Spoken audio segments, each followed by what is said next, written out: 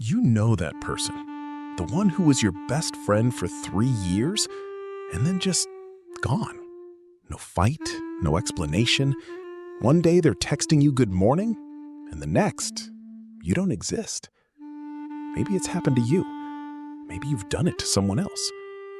Today, we're going inside the mind of people who cut everyone off. Not the dramatic, screaming match kind of breakup, but the quiet, sudden, total disappearance. What's actually going on in their head? Is it trauma? Is it control? Is it self-protection? Or self-sabotage? Let's break it down.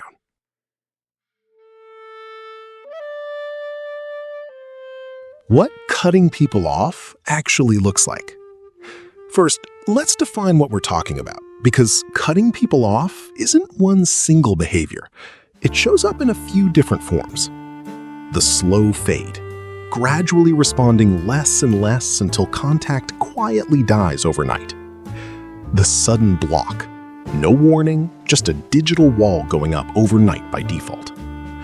The clean break speech, a calm, sometimes even kind, "I think we should stop talking," with zero room for negotiation. And the rotating door, people who do this repeatedly, cycling through friendships and relationships every few years like clockwork. What ties all of these together is the finality. There's usually no messy in-between, no slow repair process. It's on, and then it's off. So the real question is, what kind of person does this, and why? The trauma response theory. One of the most common explanations researchers and therapists point to is early attachment trauma. People who grew up in environments where relationships felt unpredictable, where love was inconsistent, or where conflict meant explosive consequences, often develop what's called an avoidant attachment style. For these people, closeness doesn't feel safe. It feels like exposure. The more someone gets to know you, the more they can hurt you, disappoint you, or leave you first. So cutting people off becomes a form of emotional self-defense. It's not really about the other person at all. It's about controlling the variable that feels the most dangerous: vulnerability. In a strange way, ending the relationship before it can go wrong gives them a sense of control over an outcome they were terrified of anyway. The all-or-nothing thinker. Another major piece of the puzzle is something psychologists call splitting, a tendency to see people and relationships in black and white terms. Someone is either amazing or toxic. A friendship is either perfect or over. There's very little gray area. This kind of thinking is common in people with certain personality patterns, including traits associated with borderline personality disorder, but it also shows up in people who are simply emotionally exhausted, burned out, or who never learned how to sit with disappointment in a relationship without blowing it up entirely. For someone wired this way, a single argument, a perceived slight, or even just unmet expectations can flip a person from favorite human to dead to me, almost overnight. The relationship isn't being slowly damaged. In their mind, it's being erased and rewritten. The control and power angle. Now, not everyone who cuts people off is acting purely out of fear or pain. For some, it's about something else entirely: control. When someone ends a relationship abruptly and completely, they're often the one who gets to define the story.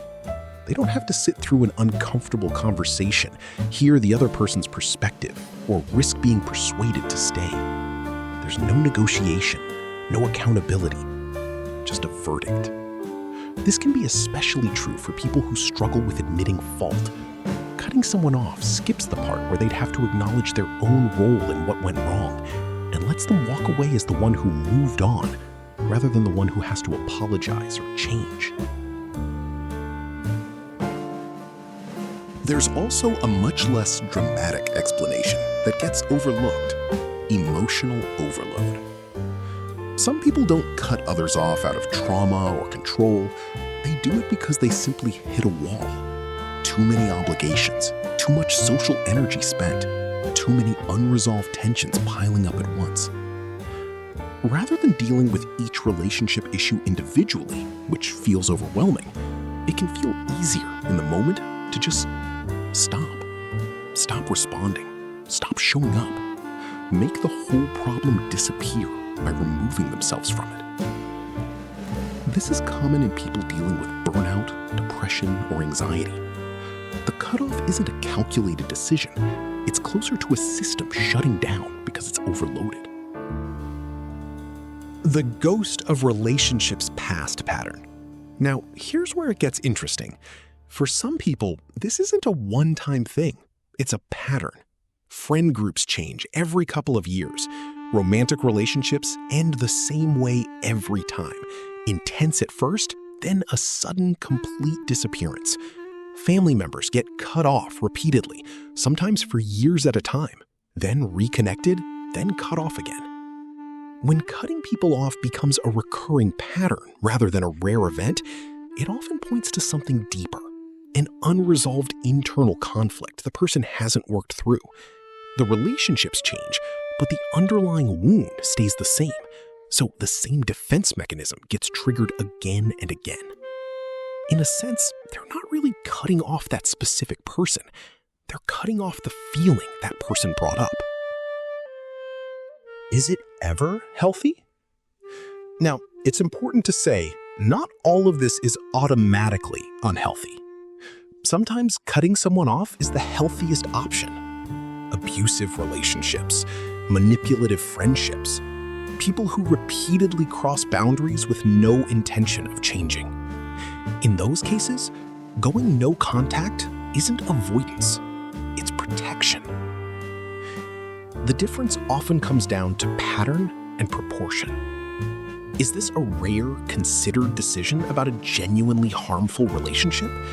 Or is it a reflexive, repeated response to any discomfort, conflict, or vulnerability, even with people who never did anything seriously wrong? One is a boundary. The other is often a wound wearing a boundary's clothing. What this means for the person left behind. If you've been on the receiving end of this, here's something worth sitting with. The suddenness often has very little to do with you specifically. It can feel deeply personal, like you did something unforgivable. But more often, you became the trigger for something that was already there. The relationship simply became the stage where an old pattern played out again. That doesn't make the loss hurt less, but it can help to understand that the silence isn't always a verdict on your worth. Sometimes it's a person running from their own history, and you just happen to be standing closest to the exit. At the end of the day, people who cut everyone off aren't usually villains, and they're not usually heartless. Often, they're people who never learned a different way to handle conflict, fear, or disappointment, so they reach for the only tool that's ever felt safe, the exit. Understanding why doesn't mean excusing the hurt it causes, but it might help make sense of something that, on the surface, looks like cruelty, and underneath is often just fear wearing a very convincing mask. If this video resonated with you, whether you've been the one who left or the one left behind, let us know in the comments. And if you want to go deeper into attachment styles and why we form the relationship patterns we do, check out the video on screen now.